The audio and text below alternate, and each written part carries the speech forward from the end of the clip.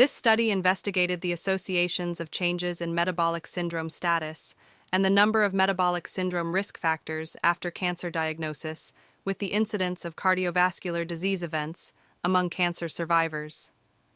Using nationwide health screening data, we identified 344,681 individuals diagnosed with cancer at age greater than or equal to 19 years from 2012 to 2017, who survived for at least 3 years without CVD events.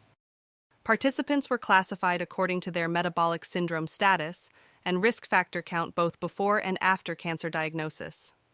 A CVD event was defined as a composite of myocardial infarction, stroke, or cardiovascular death. During a median follow-up period of 5.0 years after surviving cancer for 3 years, 7,529 CVD events occurred.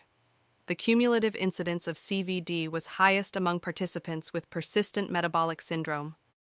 Compared to participants consistently free of metabolic syndrome, the multivariable adjusted hazard ratios for CVD were 1.21 for newly developed metabolic syndrome, 1.19 for recovered metabolic syndrome, and 1.37 for persistent metabolic syndrome.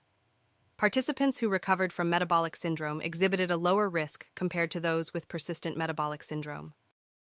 Each 1-unit increase in risk factor count after cancer diagnosis was associated with increased CVD risk.